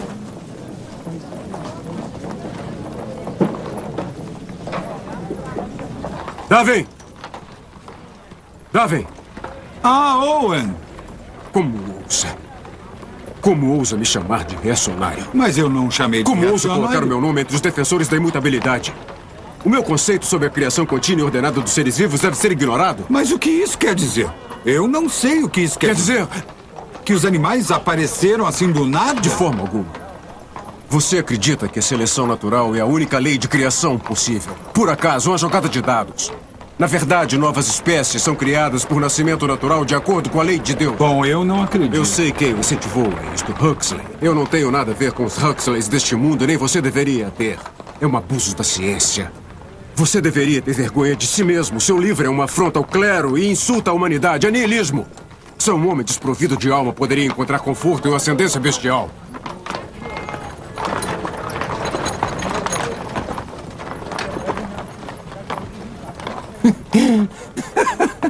Bem, é tão respeitável ser um macaco modificado quanto barro modificado. Huxley, por favor. Eu acho esplêndido.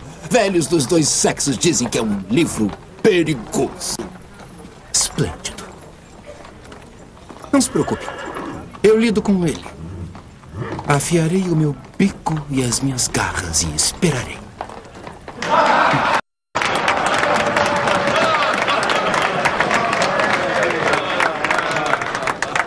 Qualquer contribuição à nossa história natural vinda da pena do Sr. Charles Darwin certamente chama a atenção. Sua última publicação, A Origem das Espécies, é declaradamente considerada por ele como o opus sobre o qual sua futura fama virá. O Sr. Darwin afirma que todo ser vivo, todo peixe, planta, fungo, inseto, elefante, homem, até nabo, são igualmente descendentes lineares do mesmo ancestral comum. Tal noção é absolutamente incompatível com a palavra de Deus. O homem foi feito à imagem de Deus e redimido pelo Filho Eterno. A seleção natural é uma teoria engenhosa para negar a obra e logo a existência do Criador. De fato, o cérebro humano difere nitidamente do de qualquer outro mamífero. Infelizmente, Sr. Bispo está pessimamente informado. É um absurdo completo. Fora! Se formos juízes sem preconceitos, teremos que admitir que há um pequeno intervalo, como animais, entre o gorila e o homem. Assim como há também entre o gorila e o babuíno. Absurdo. Olha isso. Apenas a fala e não algum tipo de dom espiritual que faz do homem um ser racional. Esta é a fonte do nosso ilimitado progresso intelectual, mas isto não encobre o grande fato de que na própria raiz e na base da sua natureza o homem é uno com o restante do mundo orgânico. Ninguém que tenha dissecado o cérebro de um macaco concorda com o professor Owen. As conclusões dele estão erradas. Só posso presumir que o cérebro do professor Owen deve ter encolhido em algum vidro de conservas. É claro que eu falei dos cérebros de chimpanzé que ele examinou. Oh, céus! E foi então que Deus entregou Wilberforce nas minhas mãos.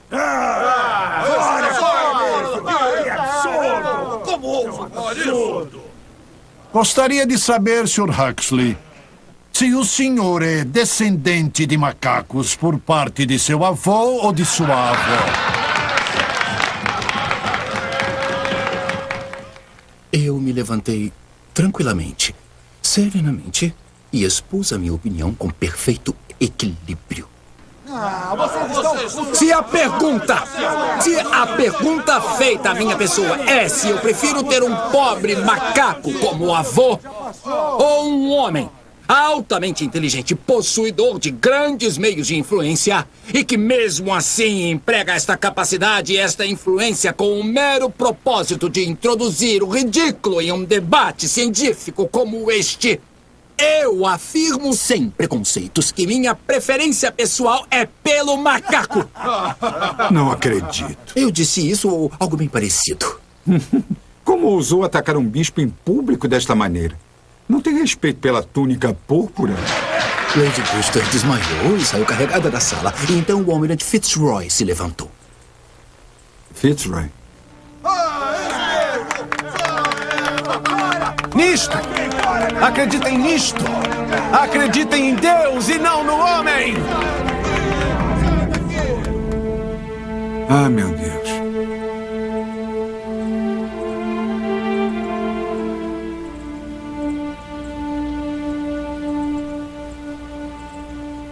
Provavelmente jamais saberemos a verdade. A verdade, Charles, está no seu livro. É a coisa mais interessante que eu já li.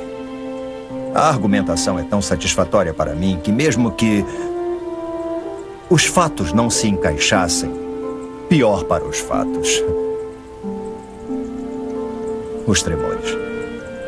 É hora de ser naturalmente selecionado.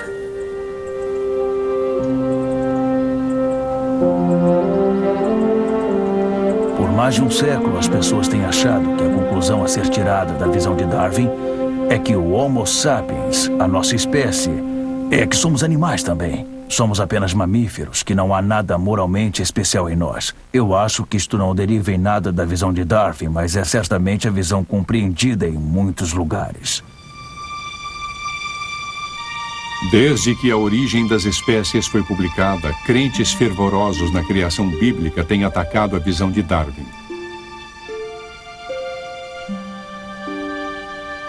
As preocupações deles não são apenas com a ciência da evolução. Eles acreditam que o que está em jogo é nada mais, nada menos que a alma humana. Sugerir que animais e plantas e nós, humanos, passamos a existir de uma forma natural e regrada, da forma que os planetas se movem, era colocar em risco a alma humana. E a alma humana é o X do problema, porque se não somos diferentes dos outros animais, se não vamos viver para sempre no paraíso ou no inferno, por que devemos nos comportar de forma diferente dos animais nesta vida? No século XIX, no tempo de Darwin, era audacioso afirmar que humanos e chimpanzés tinham parentesco próximo. Não havia tanta prova científica. Mas de lá para cá, as provas se tornaram mais fortes. Primeiro, vimos o registro fóssil aparecer. Provas de ancestrais humanos que tinham características simiescas estabeleceram a plausibilidade da ideia de que homens e chimpanzés tiveram ancestrais comuns.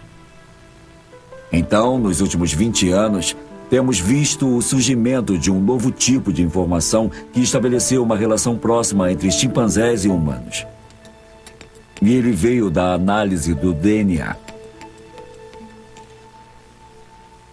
Este é o DNA. Nós temos DNA, chimpanzés têm DNA, bactérias têm DNA, petúnias têm DNA, caranguejos têm DNA, cada animal, planta, peixe, sapo tem DNA. E se nós compararmos o DNA de quaisquer duas espécies, poderemos estabelecer o grau de parentesco de uma com a outra. Nos primeiros dias da pesquisa do DNA, um DNA de filamento duplo era extraído de cada espécie a ser comparada. Quando aquecidos, os filamentos se separavam. Quando os filamentos individuais de cada criatura eram unidos e esfriados, os dois sempre se combinavam para formar a conhecida dupla hélice. O grau com que os filamentos se uniam com sucesso era uma medida da semelhança entre eles. Aconteceu que o DNA humano e o DNA do chimpanzé combinaram quase que perfeitamente. Hoje, esta semelhança pode ser vista de forma cada vez mais precisa. As sequências de DNA podem ser lidas letra por letra.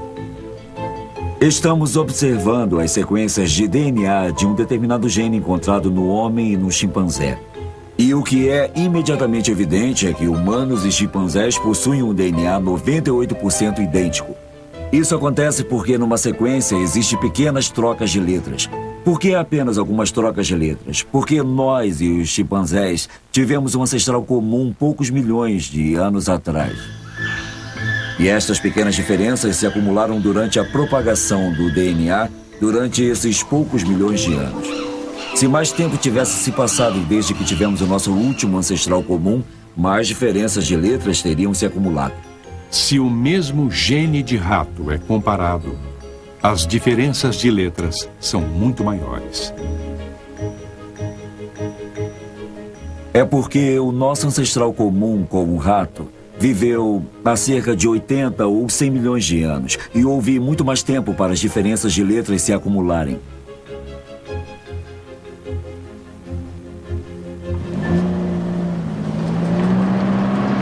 Chimpanzés e humanos possuem um DNA 98% igual. Mas e quanto às formas que humanos e chimpanzés pensam e agem no mundo? Há semelhanças entre elas também? 1, 2, 3, 4, 5! Muito bom! A psicóloga Sally Boysen explora os pontos em comum entre as mentes de chimpanzés e humanos. Uma pesquisa que pode ajudar a explicar como a mente humana evoluiu. Os marcos de desenvolvimento no decorrer da vida de um chimpanzé são praticamente os mesmos que os dos humanos. Tudo é muito semelhante. Eles reagem às coisas novas e brinquedos novos e têm os mesmos tipos de brincadeiras agitadas. O Harper é agitado, bagunceiro, corre por tudo que é canto, sobe e Emma consegue praticamente se divertir sozinha. Muito bem. Agora preste atenção. Uma das coisas que o nosso trabalho permite ver é que os chimpanzés podem adquirir habilidades cognitivas complexas, muito sofisticadas, como aprender a contar, coisa que normalmente não aprenderiam na natureza. 1, 2, 3, 4, 5! Muito bom! No entanto, eles têm a capacidade neural exigida para fazer isso. Mas de onde ela veio? Ok, vamos fazer outra coisa agora. Vamos lá. Uma balinha, um docinho bem gostoso. Você pode me dar a resposta com a azul e a marrom? Mostre pra mim. Isso! Vai em frente, excelente! Não há praticamente nada que tenhamos tentado ensinar aos chimpanzés que eles não tenham conseguido aprender. Vimos a capacidade de compreender conceitos extremamente complexos, como o conceito do zero, por exemplo. Muito bem, olha, e se não tiver nenhuma bala aqui? O que você me diz? 0, está certo, não tem bala nenhuma aí, oh, que pena. Não haveria possibilidade dos chimpanzés conseguirem fazer isso se eles não tivessem uma grande parcela de coisas em comum na estrutura neurológica responsável pela capacidade de aprender como nós aprendemos. Estas coisas são totalmente comparáveis e tinham que vir de um ancestral comum.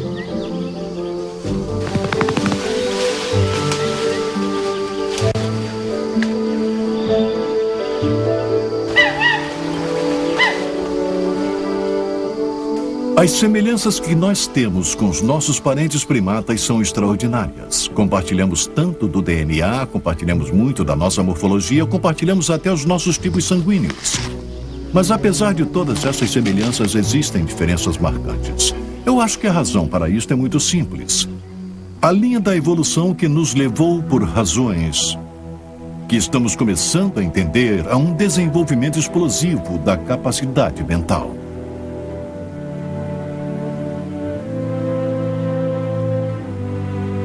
E o que aconteceu claramente foi que a seleção natural favoreceu a evolução de organismos que podiam se comunicar, que podiam manipular símbolos e podiam construir uma linguagem.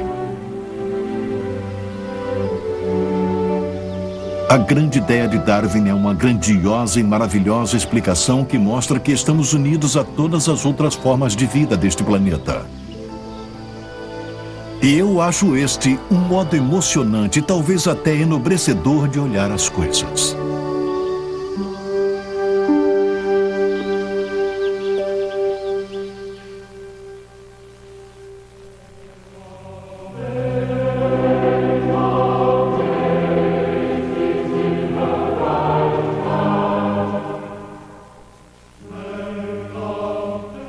Darwin faleceu em abril de 1882, aos 73 anos. A família achou que ele deveria ser enterrado no cemitério da igreja. Darwin disse meses antes de morrer que deveria olhar para o cemitério como o lugar mais doce da Terra. Mas isso não ocorreu.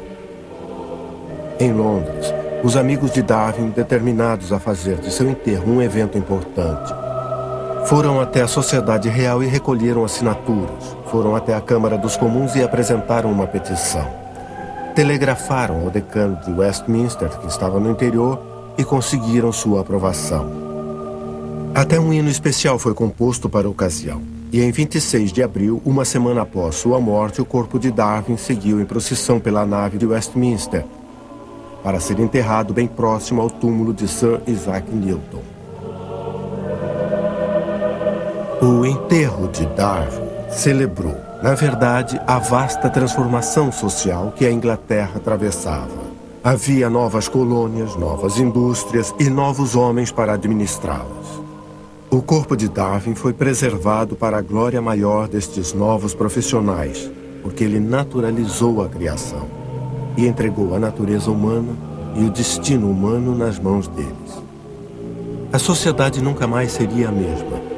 A visão de Darwin sobre a natureza era, creio eu, basicamente uma visão religiosa, com a qual ele encerrou seu livro mais famoso, A Origem das Espécies. A grandeza maior nesta visão de vida, com os seus vários poderes atribuídos primitivamente pelo sopro do Criador a poucas formas ou mesmo a uma só. Enquanto o planeta vai girando de acordo com a imutável lei da gravidade, de um começo tão modesto, inúmeras formas belíssimas e maravilhosas evoluíram e estão evoluindo. Charles Robert Darwin, 1809-1882.